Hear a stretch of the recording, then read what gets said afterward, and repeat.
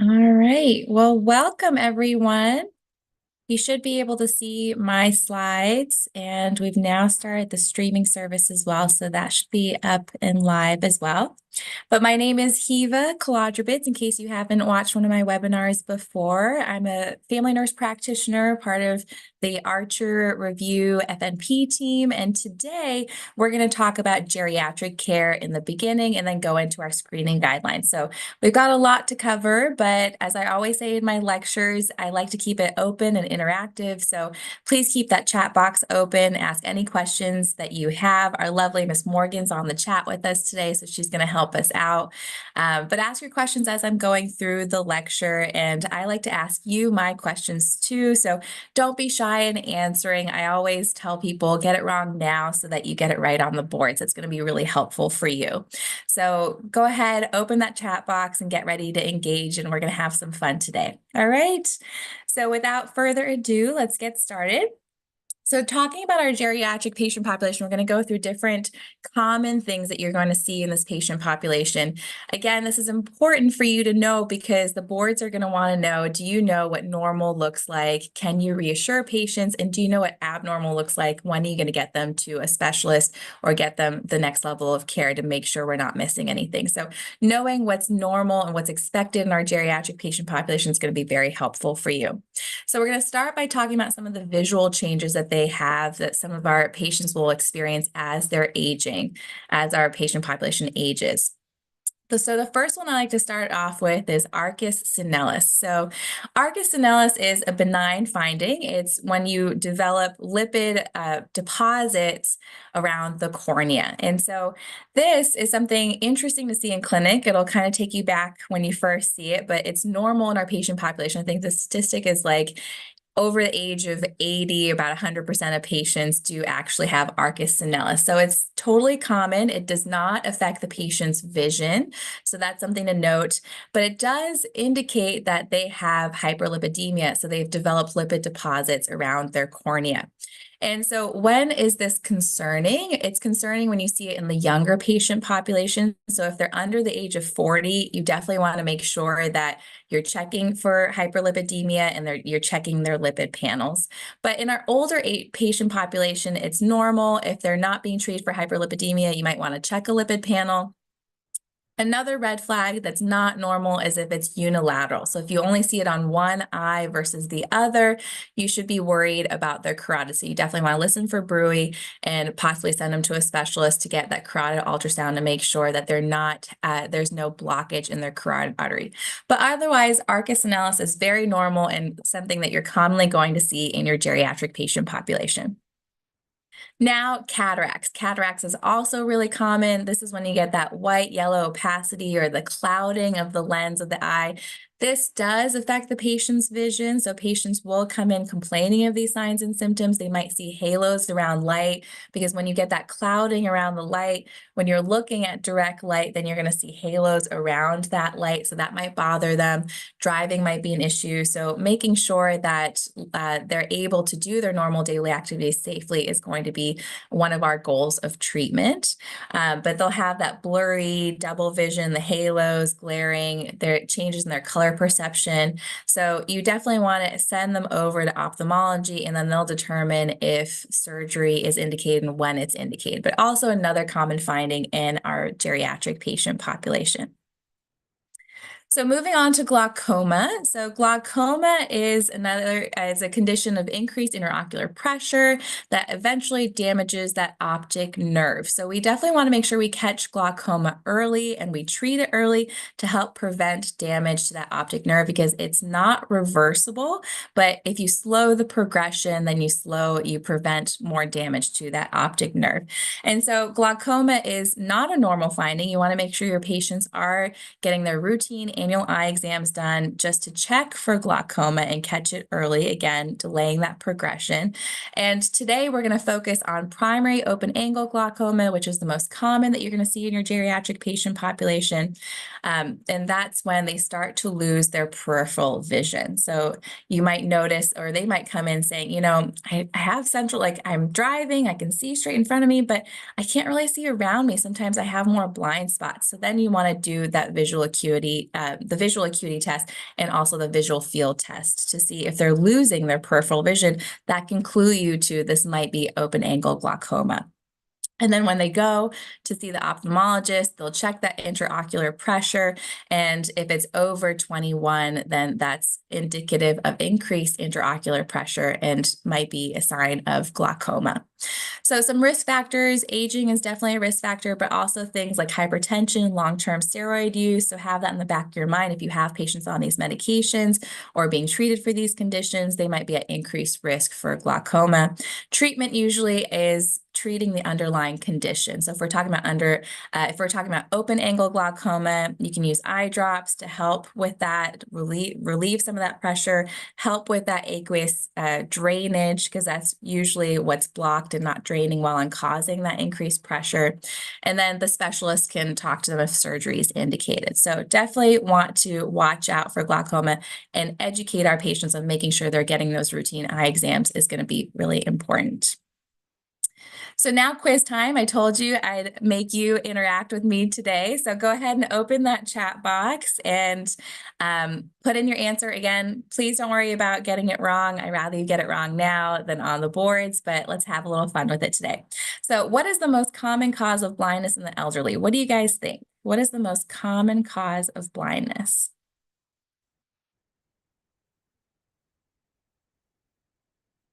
So Jasmine, Amita, thank you guys for participating. Glaucoma, cataract. Anybody else want to weigh in before I give you the answer? Okay, good interaction today. I appreciate it. So actually, macular degeneration. So that's our next topic. It's the most common cause of blindness in the elderly patient population. So macular degeneration is an age-related change to the retina and specifically the fovea of the retina. And so what's happening here is that they're actually losing their central vision in macular degeneration. There are some risk factors associated like aging, but also some modifiable disease or risk factors like smoking, untreated hypertension, poor intake. So with macular degeneration, we do want to do some education to help prevent macular degeneration from happening. And again, it depends. There are different types of macular degeneration. There's wet and there's dry. So it depends on the type of macular degeneration. That's what's going to help us with the treatment plan. But typically, if this patient is losing their central vision, you're going to send them over to ophthalmology. They're going to do further testing, and they're going to determine if they have dry or wet macular degeneration. In dry macular degeneration, there's no abnormality in the blood vessels. They're getting those Deucin spots, which is like a protein buildup in their retina.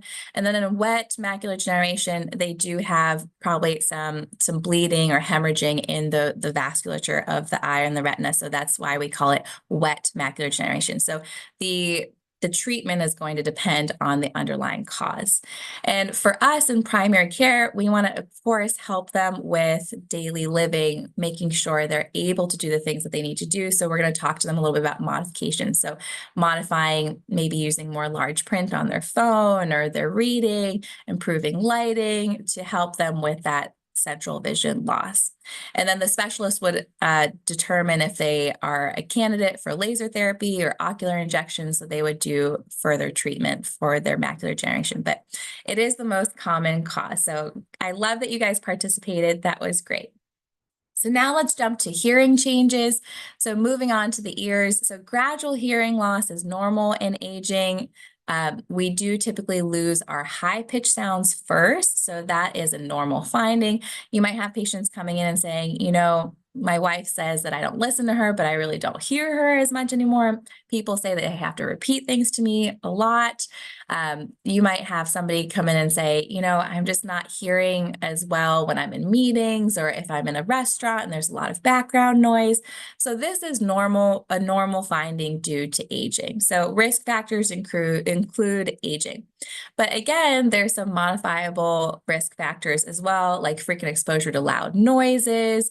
There are different toxins, medications that can also contribute to this. So trying to talk to patients about that, making sure they're protecting their hearing as they're aging is going to be really important.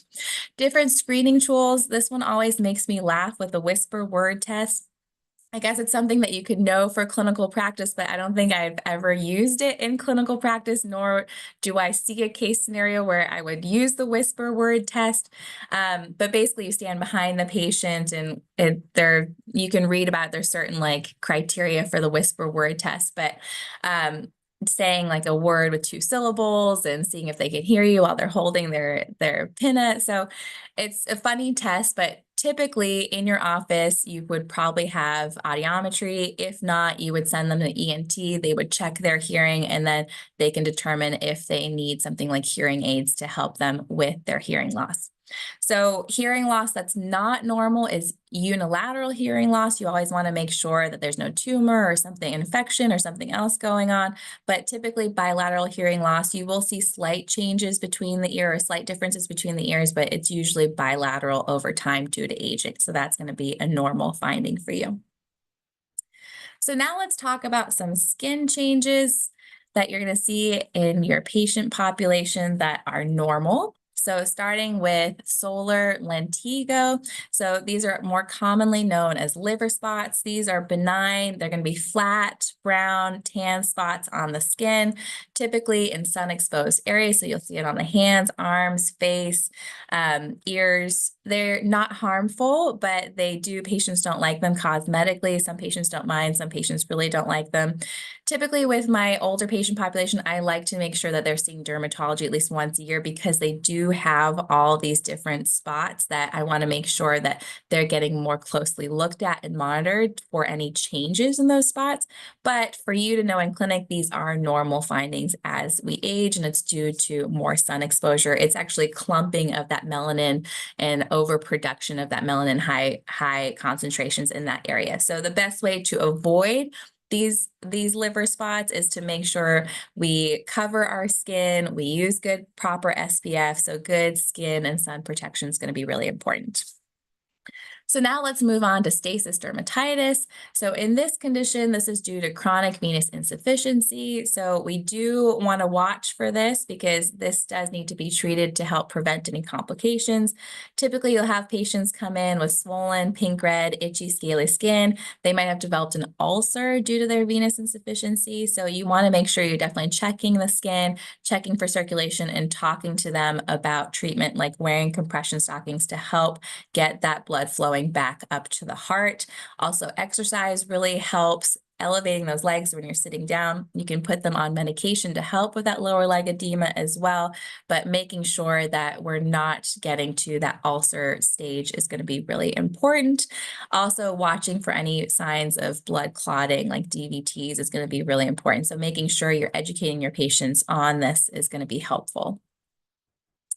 Now let's talk about actinic keratosis. So this is going to be, it's a precursor to squamous cell carcinoma or SCC.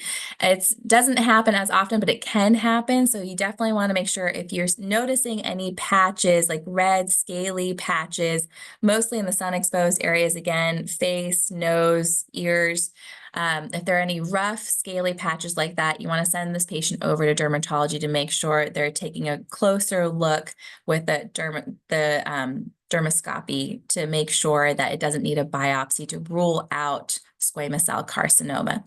So again, with this, more risk factors are going to be sun-exposed areas, age, male gender, fair skin. It's going to put this patient at more increased risk for developing these these skin lesions.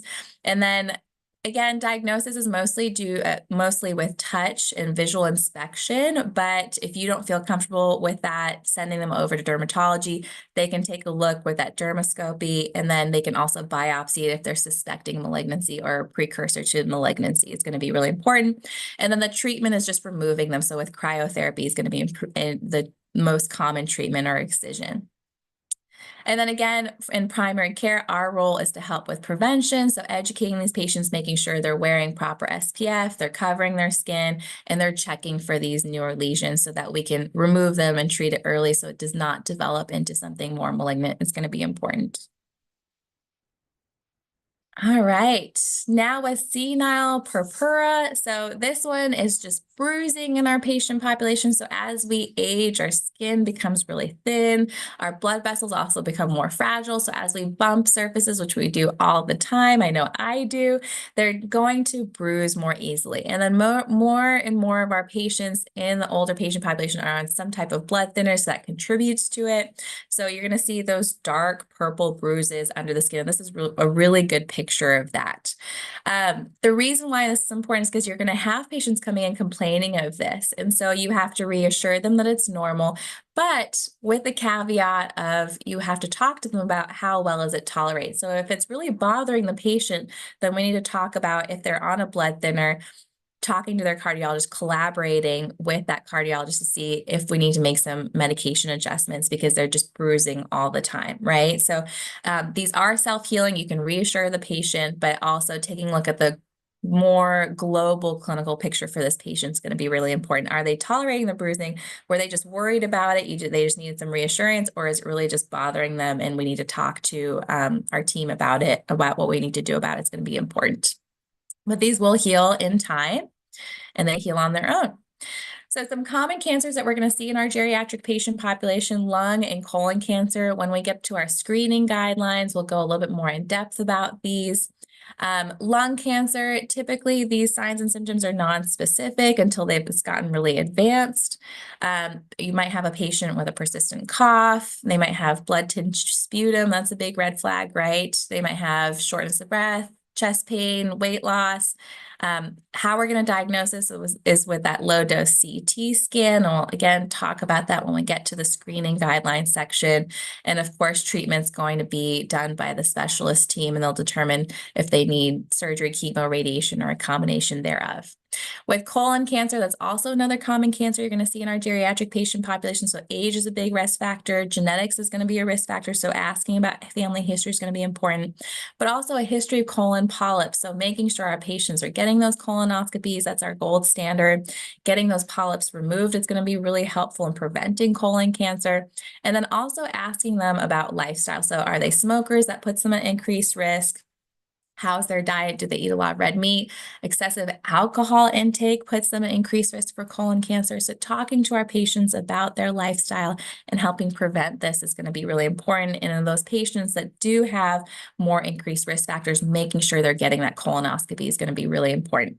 But again, signs and symptoms are going to be vague, but if you have a patient with changes in bowel habits, and if they have a family history, you always want to make sure, do they need a colonoscopy? Are they due? Do we need to do a colonoscopy to figure out what's going on, or send them over to GI for further evaluation? But changes in bowel habits could be a sign of colon cancer. Bloody stool, abdominal pain, unexplained weight loss, again, kind of the vague signs and symptoms. With diagnosis, it's really that colonoscopy with a biopsy that's going to be our gold standard.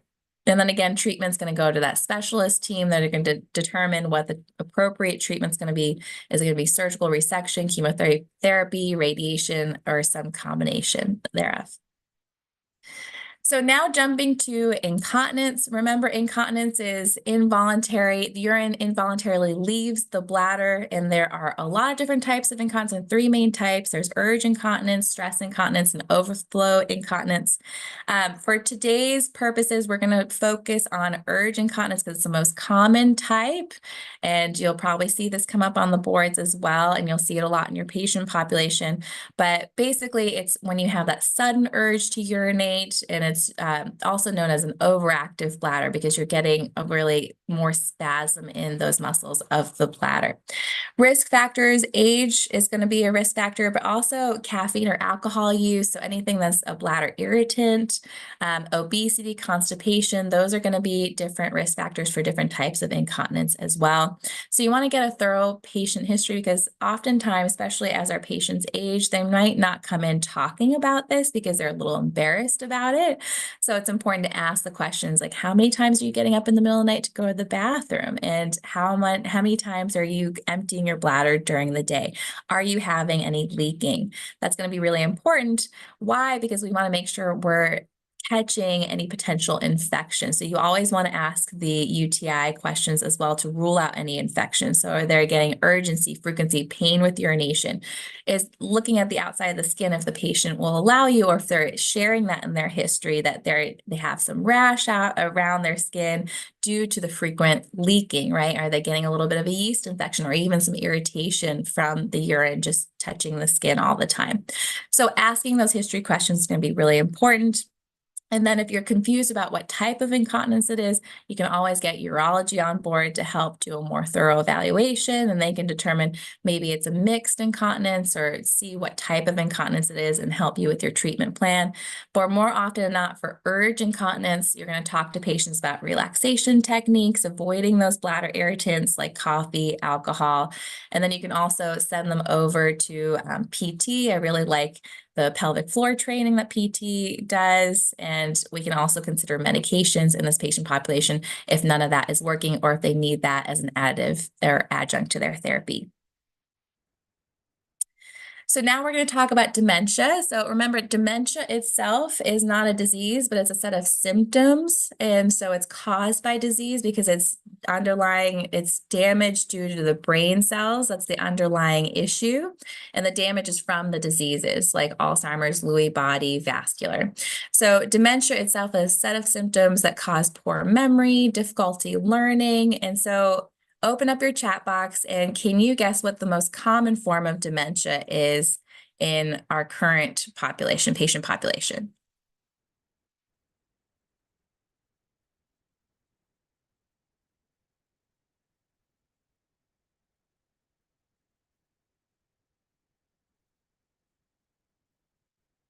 Alzheimer's. Thank you, Amidat. I appreciate the participation.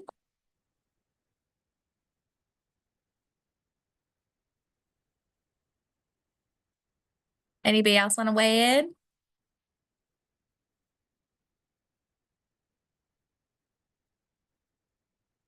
Lewy body. Thank you, Carla.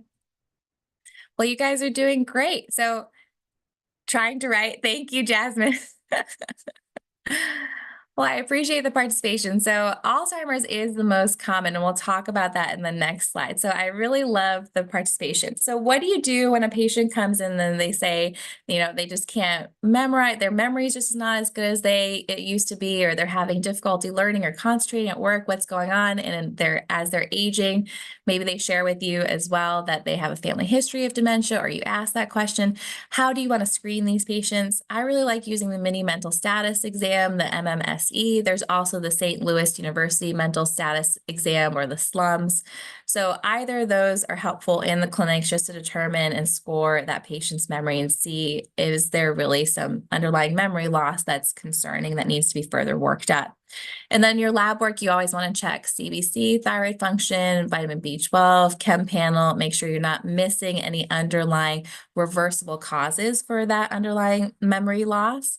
And then also, if you're suspecting it, then you can get some imaging done just to help differentiate between the different types of dementia.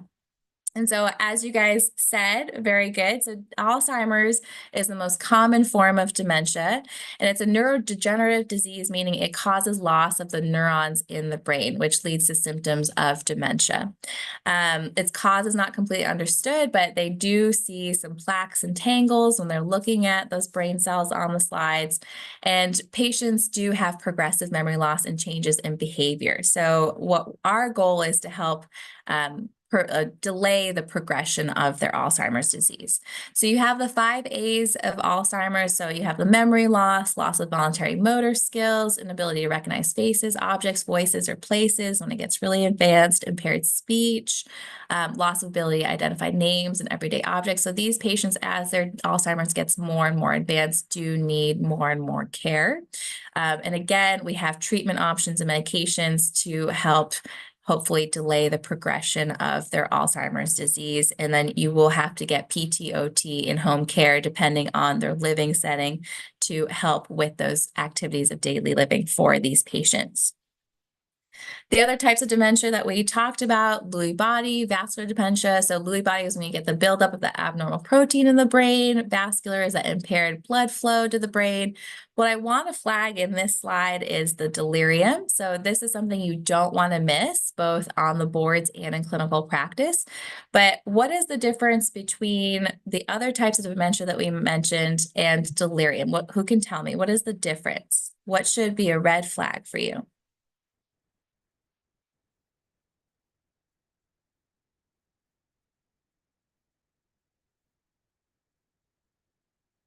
There's a clue on the slide. I think everyone's feeling shy. Okay, so the main difference that I don't want you to miss is delirium is going to be sudden onset. So with dementia, it's not sudden, right? It's gradual. And with delirium, it's sudden. So you want to make sure if you have somebody coming in saying, you know, mom's just not acting right, she's not acting like herself, you want to listen to that patient. Or I had a patient come in with friends. He lived by himself and the friends brought him in, or friends or neighbors, and they said, you know, this is not him. He doesn't act this way. He's usually very bubbly and talkative, and he's just sitting there and not interacting. So that should be a big red flag. What's going on with this patient? And usually there's a reversible cause. Most often than not, it's an infection causing the delirium. So you want to make sure you identify the infection, you treat the infection to help save that patient's life. So in that case, that patient was septic. They rolled him into my office and he was septic and he was delirious. So you want to make sure that you're listening to the signs and symptoms. Has this happened gradually over time, or is it sudden? And if it's sudden, that should be a big red flag for you. And it's going to be really complicated in those patients who do have advanced dementia because it's really hard to pick up on those subtleties. But typically those caregivers will get to know them really well and they'll know when something's off. So when they bring them in and say something's off, you want to listen, you want to make sure you get a UA, listen for any other signs and symptoms of infection, what's going on with their vital signs, is this potentially delirium? So then lastly, we're going to talk about Parkinson's disease, and this is a movement disorder. It's a degeneration of that dopamine producing neurons. So with Parkinson's, there are some risk factors associated like aging, genetic predisposition. And then also they have seen some exposure to certain chemicals causing Parkinson's disease. Signs and symptoms may have tremor at rest, that bradykinesia, rigidity, the postural instability, the shuffling gait, so a telltale sign of Parkinson's. And then with these patients, you want to make sure that you're getting a thorough history about family. Is there any family history of Parkinson's? And then also on exam, you might see that shuffling gait, and then you can confirm the diagnosis on that brain MRI or imaging. And there are treatment medications that can help with some of those symptoms. There are also a lot of clinical trials happening with Parkinson's right now. I had a patient who was using TENS and was able to walk again after after losing his ability to walk. So there are a lot of good treatment options for Parkinson's. So making sure that they're being managed properly by a specialist is going to be really helpful and something that we can do in primary care to help these patients. And then the last thing we'll talk about when we're talking about our geriatric population is polypharmacy. So with polypharmacy, what do the boards want you to know? What should you know as a clinician entering your first primary care practice where you're going to be caring for these geriatric patient populations? So polypharmacy, as we age, our metabolism slows. And so also our renal function tends to decline. And a combination of that leads to slower metabolism of the medication and increased risk for those adverse drug reactions. So polypharmacy is just telling us as clinicians, what are the medications your patients are on, and do they need to be on these medications? So taking a look at that medication list as our patients are aging and not keeping them on the medication just because they've been on it, but really looking at every visit at what they're taking, not just as prescription, but over the counter, but all the supplements, and seeing what they actually need and what they don't need. Because as they're on more and more medications, the potential for adverse events and adverse reactions is going to go up as they age. The potential for drug to drug interactions is going to go up, and that's going to be more dangerous to our geriatric patient population than the long-term effects of these diseases that we're trying to prevent with these medications. So for example, if you have a patient with hyperlipidemia, they're on a high dose statin, as they're aging, do they still really need to be on that high dose statin, or have they just been on it for a a long time and no one's touched it. Same with your diabetic patients with the anti-diabetic medications. What is your A1C goal? Are you still trying to drive down the A1C goal to 6.5%? No, as they age, you want to loosen up on that a little bit and maybe take them off some of those medications to help avoid some of those side effects, right? Because that's going to be really important, because those side effects are going to be more dangerous to our geriatric patient population than the actual disease process itself. So some common signs and symptoms, patients might come in saying, I get dizzy a lot, more frequent falls, hypotension, confusion. So you really want to look at every visit at their full list of medications and what they're taking and reevaluate at every visit to make sure that you're keeping them on what's necessary. The Beers criteria, you can take it for what it is. The joke is that every medication falls on the Beers criteria, but you do want to look at the Beers criteria when you're prescribing a new medication in the geriatric patient population. What I want to caution you with on the Beers criteria is if a patient's been on a medication for a long time and it's working for them, don't take them off the medication because it's on the Beers criteria. That patient may need that medication. They might be doing well on the medication. You might want to monitor them a little bit more closely on that medication as they do age. But if it's working for them, don't take them off of it just because it's on the Beers criteria. I had a patient one time who a different provider took them off of their antidepressant and put them on a different antidepressant that was not on the Beers criteria, and they really were miserable. Their depression was not well controlled, and they had been on this other medication for a long time, doing really well. Their family member brought them in and said, look, we need to go back on that medication. This is not working for us. And so just listen to your patients and your family members. Just because it's on the Beers criteria doesn't mean that you should be taking the patients off those medications. The chances are it is on the Beers criteria. So again, if it's something you're worried about, just more closely monitor that patient, but don't take them off the medication just because it's on the Beers criteria is my caution to you. So now let's get into our screening guidelines. We're going to go into what you're going to be expected to know on the boards and in your clinical practice. And so you'll be ordering these at your annual physicals, but also it's going to pop up on the board. So just being really comfortable with the different screening guidelines is going to be helpful to you. So the United States Preventive Service Task Force, or USPSTF, is one of the bodies that helps come up with these screening guidelines. So you'll see that pop up today on today's lecture. They do give recommendations of over 80 different conditions and diseases, so it's really helpful. And they can make those recommendations based on strength of evidence. So A, B, C, or D. We're going to focus on A and B recommendations today in today's lecture. So there are different types of prevention. If you're not already familiar with that, we have our primary, secondary, and tertiary types of prevention. Our primary prevention is educating those patients and anything that's going to avoid that initial injury or disease. So examples of primary prevention are going to be educating patients to make sure they're wearing their seatbelt, kids are wearing their helmets, vaccines that we give to our pediatric patient population and as our population ages. So those are examples of primary prevention. Some examples of secondary prevention are going to be the screenings that we're going to talk about today. And then tertiary is once that patient has developed the injury or illness or disease, trying to help them get back to baseline. So tertiary prevention examples might be checking A1C on a diabetic patient to help get their A1C to goal. That would be an example of a tertiary prevention. So our screening guidelines, who can tell me the #1 cancer in the US that leads to death? So we're going to start with that. What is the #1 type of cancer? And we've already talked about it today in today's lecture once. Very good, Jasmine and Amida. So I really appreciate the participation today. You guys are doing great. So we've got colon cancer, lung cancer. Anybody else want to weigh in? Okay.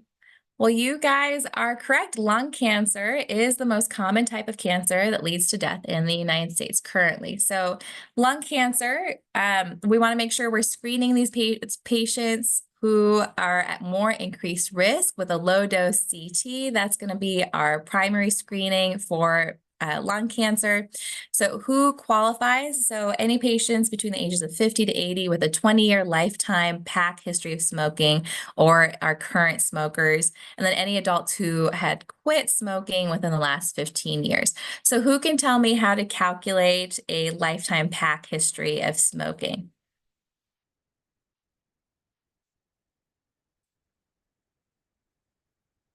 That one's going to be a little more tricky, but you're going to have to do it in clinical practice. There are apps that you could use, but it's good to know.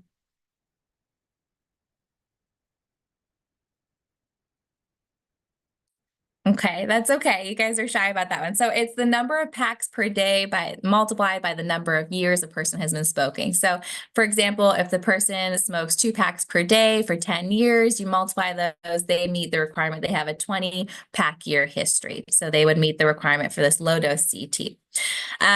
Also, what I want to flag is in this patient population, if they're male between the ages of 65, 75, you also may want to make sure you get an aortic ultrasound to rule out for aortic aneurysms as well. They're going to be at higher risk, especially in that smoking patient population or a history of smoking.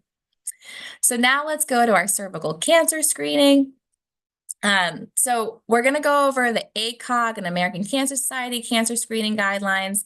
If we look at the ACOG guidelines, you see that now they recently changed them, and ACOG does a really good job of looking at the evidence and updating their guidelines pretty regularly.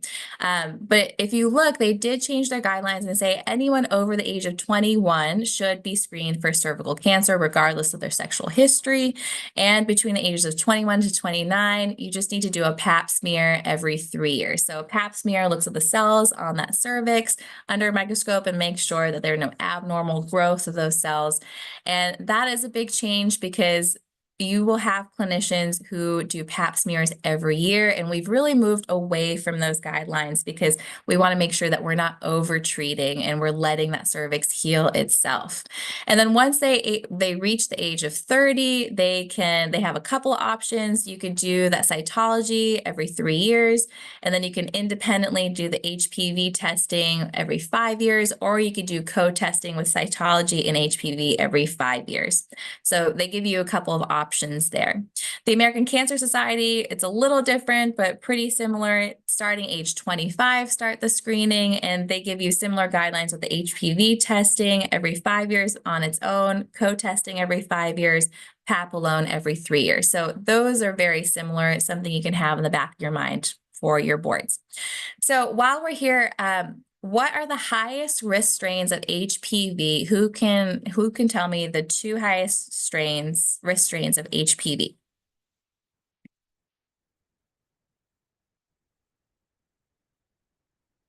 Very good, 16 and 18. Awesome job, you guys. Thank you, Amita. I'm probably butchering your name. I'm sorry. You can tell me how to pronounce it in a bit. So yes, so HPV 16 and HPV 18 are responsible for the most HPV related cancers, but the good news is that we do have a vaccine. So making sure we're vaccinating our patients is going to be really helpful with the Gardasil, and it's now been approved for up to age 45. So it does help dramatically reduce that risk of cervical cancer that's caused by HPV. So wanting to make sure we talk to our patients about vaccination is going to also be really helpful and important. And who can tell me why, and I already alluded to this, but why are we not doing cytology or HPV testing every year or every 3 years? Why are we giving it a little bit more time?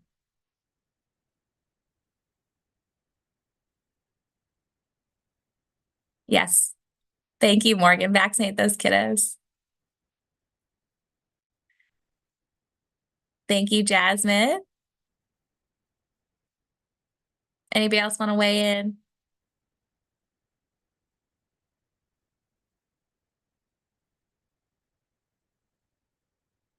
Yeah, so the answer is we have a lot of different strains of HPV, and typically there are a lot of different strains that are not high risk associated with cervical cancer, and those strains will self-resolve. So if we we don't want to over-treat those strains. So letting that cervix self-heal itself is going to be really important, and then catching those high-risk HPV strains is going to be really helpful in preventing the cervical cancer. So that's exactly right. And HPV related cervical cancer is really slow growing. So we want to definitely make sure we allow the cervix time to heal itself. All right, so now jumping to breast cancer screenings. We're going to jump back to the USPSTF task force, but also focusing on ACOG. ACOG is going to be really helpful when we're talking about all these different screenings in our female population. The USPS task force did recently update their guidelines to match ACOG a little bit more. So again, if you are studying and need to pick one guideline in your brain, pick ACOG, and then the others do typically go more in line. So ACOG is going to be helpful for you both for the boards and in your clinical practice.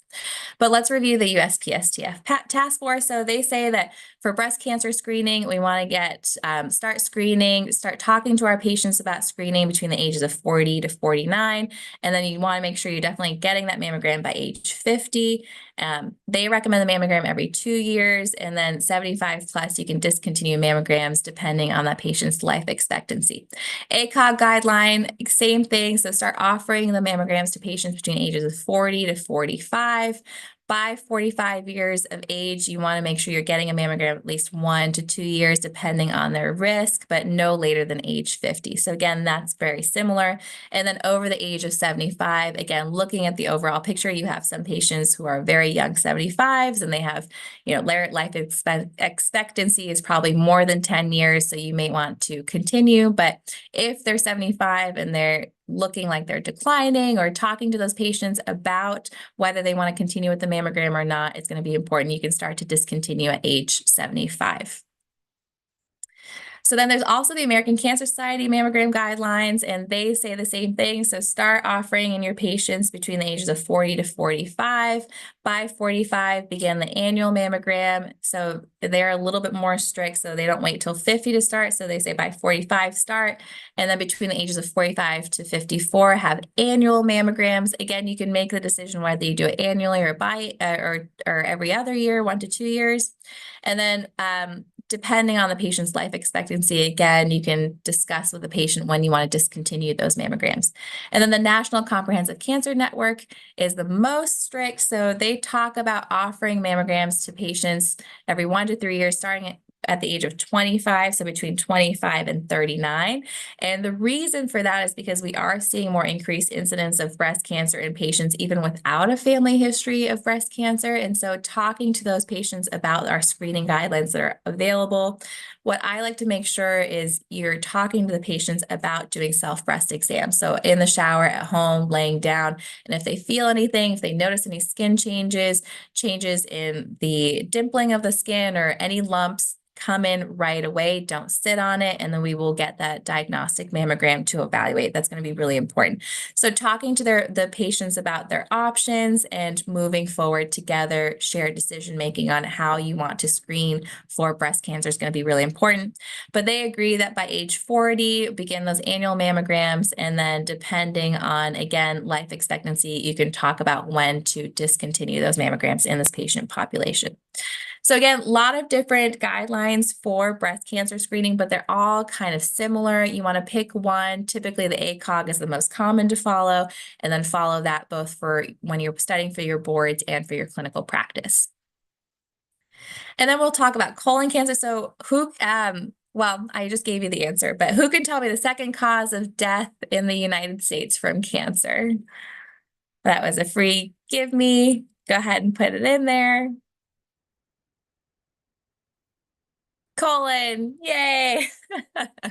You guys got it. I gave that one away. So exactly. So colon cancer is the second leading cause of cancer death in the US. So the guidelines, again, we want to make sure we're getting that gold standard, that colonoscopy. A lot of patients will resist the colonoscopy. So you can always do the fecal sample testing, but if that comes back positive, they do need a colonoscopy to really visualize the colon and see what's going on.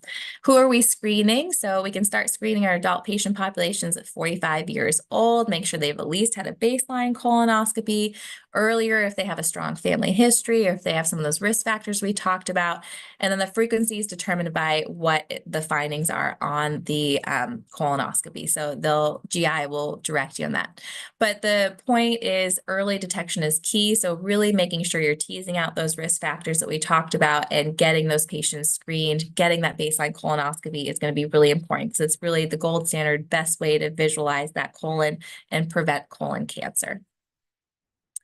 So now let's talk about our bone density screening. Is our final screening guideline for today, and something that you're going to order, and we'll talk about who you're going to screen it in. But basically for bone density, we want to make sure that we are detecting any bone loss early so that we can help rebuild the bone loss and prevent fractures from happening. So we have the DEXA scan available to us right now, and that will give us the T-score. So being familiar with the different definitions of the T-score is going to be really important. So what constitutes as osteopenia? That's going to be a T-score between -1 and -2.4. And then osteoporosis is going to be a T-score between above -2.5. So in the DEXA scan, they will give you a FRAX score. You can also calculate your own FRAX score, and that helps us determine the patient's 10-year risk of developing a fracture. And so when do you treat this patient? Even if they're osteopenic, but they meet the FRAX score requirements, we are going to initiate treatment. So if they have 3% or greater risk of hip fracture or 20% or greater risk of a major osteoporotic fracture, then treatment is recommended. And our first line is always going to be bisphosphonates.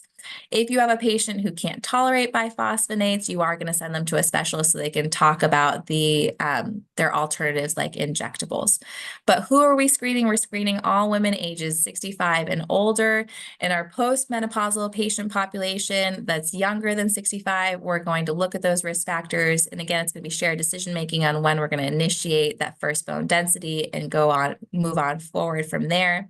And then there are specific guidelines about premenopausal women and men and when to screen them. So again, if they're showing increased risk factors, so if they've had low trauma fractures, loss of height, long-term corticosteroid use or therapy, and our patients with rheumatic arthritis or any other autoimmune condition where they're on chronic steroids, you might want to consider or make sure that they've talked to their specialist about getting a baseline bone density screening. So the last thing we're going to talk about, we're going to go over one practice question together today, and then I'm going to open it up for a Q&A at the end. But you guys have been an awesome audience with the participation. I love it. So let's read this together and we'll go through the rationale together. Ms. Jones, a 73-year-old female, has a FRAX score of 10% with hip fracture at 4% over the next 10 years. Her T-score is -2.8. The nurse practitioner decides to prescribe Fosamax weekly. So it's already telling you her FRAX score and her T-score. And so you already know this patient qualifies for medication. You're starting them on medication. It's giving you all of that. And so you're starting on a biphosphonate. What statement made by the patient indicates a need for further teaching? So they really want you to make sure that you're talking to your patients about how to take their medications so make sure that the medication is effective, right? Is it A, I will begin a daily walking regimen to prevent further bone loss? Is it B, I will try to include more calcium and vitamin D in my diet? Is it C, I will plan to take my medication at bedtime to reduce the chance of nausea? Or is it D, I will plan to take my medication on an empty stomach with a full glass of water? So which one do you think requires more teaching in this patient? All right, Amita, great. Carmela, great. You guys are participating. I love it. Anybody else want to weigh in? Again, it's okay if you get it wrong.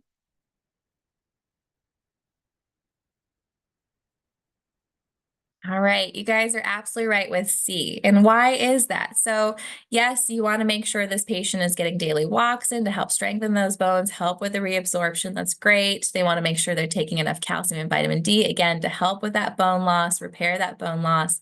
But why is C so problematic? So we actually want to make sure we are preventing complication from the medication. So if that patient takes the medication and goes straight to bed, they might have an adverse reaction like esophagitis. So this medication really needs to be taken on an empty stomach with a full glass of water, and that patient needs to be sitting upright for at least an hour after they've taken the medication to help prevent that esophagitis.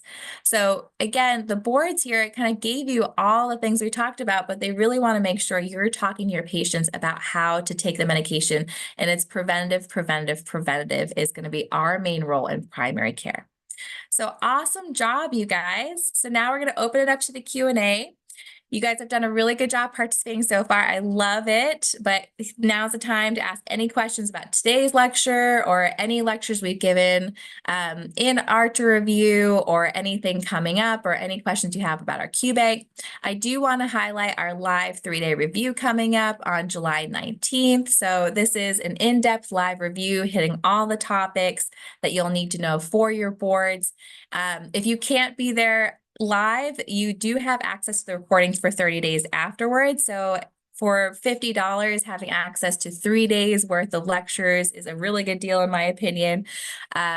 We do hit the topics in depth on all the subjects so that you're ready to take your boards exams after going through our live review. If you can attend in person, it's really nice because you can ask us questions about those topics as we're preparing you for your boards exams. But if you can't, you can always purchase the live review and access it on the recordings for 30 days after. We also have our QBank, so you can go on there if you haven't already for a 30-day free trial, and our QBank's really helpful. It's got over 1,500 questions, and really you learn a lot from the rationale. So drilling through those QBank questions is going to be really helpful in helping you prepare for the boards. And then if you like it, you can always subscribe to it for 60-day access for about $29. And then here, this QR code, if you haven't scanned it already, it helps you register for all our free live webinars coming up. And we have them weekly on different topics. So you can register for all of them and attend the ones that work for your schedule. And as always, you can contact us through social media or email us directly if you have any questions about our product line or just ARCHER or the boards or anything in general. We're here for you. We have mentoring and tutoring available for you if you just don't know where to start.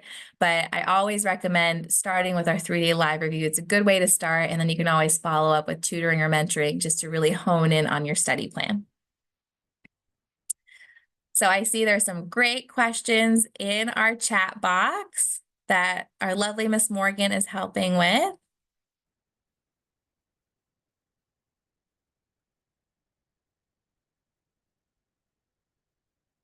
Yeah, so practicing medicine now is great because we have all these different apps from the CDC, USP, US Task Force, all these things that we can just plug in and help us determine what we need to do in that visit for that patient coming up. So if you can prep your visits, that's really helpful for your boards. Just knowing the guidelines is going to be really helpful as well, because you want to have in the back of your mind, once they give you a clinical scenario, what do I need to be thinking about for this patient? That's going to be really helpful as well. But we do have a lot of great apps available to us now for clinical practice.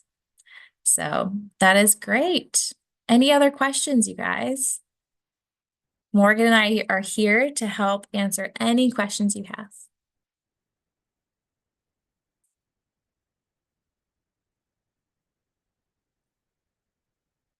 In general, how is everyone feeling? Are you guys done with school and getting ready to sit for your boards? Have you guys started your clinical rotations yet? Where are you in the FNP journey? Oh, so close, Jasmine. So you'll finish school in August, and then are you scheduled for your boards yet? Not yet. Okay. So kudos to you for doing these live webinars now. That's awesome. So you're already starting to prepare for what's to come. That's really great.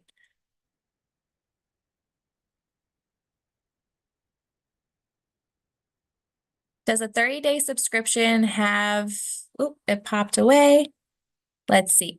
So we have a question from streaming. It looks like, does a 30-day subscription have lecture videos? Yes. So the 30-day subscription for their 3-day live comes with access to all the videos. So you have a work plan, you get the PDF of all the slides, and then you get access to all the videos as well. So great question. Oh, Amita, you're getting ready to take the boards exams. When's your date? Do you have a date yet? Or you're starting your study? Okay, Carmela, that does happen. And so I'm glad you're here with Archer. Even if you don't pass the first time, we can help you come up with a study plan. Joining that 3-day live review is going to give you a nice comprehensive overview. And then also signing up for mentoring or tutoring to help create that study plan is going to be really helpful. But I really would urge you to check out our Q bank. So if you drill the Q bank, you learn a lot from the rationale. And we just had one of our own RNs actually pass the ANCC boards just by drilling the Q bank, and she went through all 1,500 questions and she passed her boards. So, and that's all she did for her studying. And the ones she got wrong, she went back and read about the rationale, studied more on those topics. So it really helps you get ready. There's a free assessment tool that we have that determines your readiness for the boards exam. So all of that is going to be really helpful to you in passing it the second time.